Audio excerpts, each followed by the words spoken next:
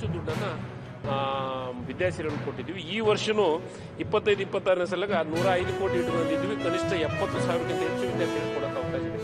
ಹೊಸ ಈಗ ನೀವೇನು ಪ್ರಪೋಸಲ್ ಹೇಳಿದ್ರಿ ತರಿಸ್ತಾ ಇದ್ವಿ. ಆದರೆ ಒಂದು ತಾವು ಗಮನಕ್ಕೆ ತಂದಿದೆ, ನನಗೆ ಹಾಸ್ಟೆಲು ಸೋರ್ತಾ ಇದೆ, ದುಸ್ಥಿತಿಯಾಗಿದೆ. ಅದನ್ನು ಹೊಸ ಬಿಲ್ಡಿಂಗನ್ನು ಕಟ್ಸ್ಬೇಕಂತ ದುಸ್ಥಿತಿಗೆ ಇದ್ದಿದ್ದನ್ನು ಅಲ್ಲಿ ಎಲ್ಲೇ ಜಾಗದ ಅವೈಲಬಿಲಿಟಿ ನೋಡ್ಕೊಂಡು ಜಾಗ ಕೊಟ್ಟಿನಿ ಅಂತ ಹೇಳ್ತಾ ಇದ್ರಿ. ನಾನು ಮಾಹಿತಿ ತೋರಿಸ್ತೀನಿ. ತೆಗೆದು ಈ ವರ್ಷದ ಬಜೆಟ್ ಒಂದು ಹಾಸ್ಟೆಲ್ ಒಂದು ಬಿಲ್ಡಿಂಗನ್ನು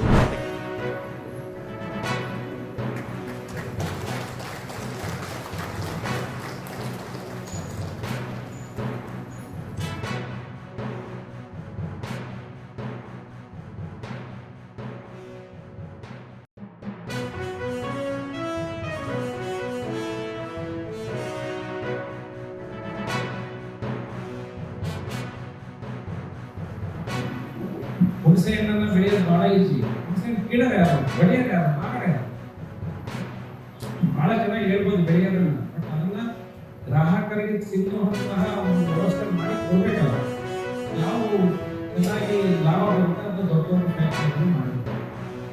ಈ ಲಾಭ ಕಡಿಮೆ ಇದ್ದಂಥವ್ರಿಗೆ ಯಾರು ಬರೋದಿಲ್ಲ. ಅದಕ್ಕೆ ರೈತರ ಸ್ವಾವಲಂಬಿಯಾಗಿ ಅವರು ಬೆಳೆದಂತಹ ವಸ್ತುಗಳನ್ನು ಅವರೇ ಪ್ರೊಸೆಸ್ ಮಾಡ್ತಾರೆ. ಮಾಡಬೇಕು ಅನ್ನೋ ಒಂದು ಉದ್ದೇಶದಿಂದ ಈ PMFME ಸ್ಕೀಮು ಜಾರಿಗೆ ಬಂತು. ಅದೆಲ್ಲ ಇಷ್ಟೊತ್ತು ನಿಮಗೆ ಕೆಪೆ ಕಾಪಿ ನೀಡಿದ್ದಾರೆ. ಹಾಗೆ ಈ ಒಂದು MSMEಗಳ ಉದ್ಯೋಗ ಸೃಷ್ಟಿನ ನಾವು ನೋಡೋದಾದ್ರೆ ಸುಮಾರು ಕರ್ನಾಟಕದಲ್ಲಿ 55 ಲಕ್ಷ ಜನರಿಗೆ ಉದ್ಯೋಗ ಸೃಷ್ಟಿ ಆಗಿದೆ ಅಂತ ಹೇಳ್ಬೋದು.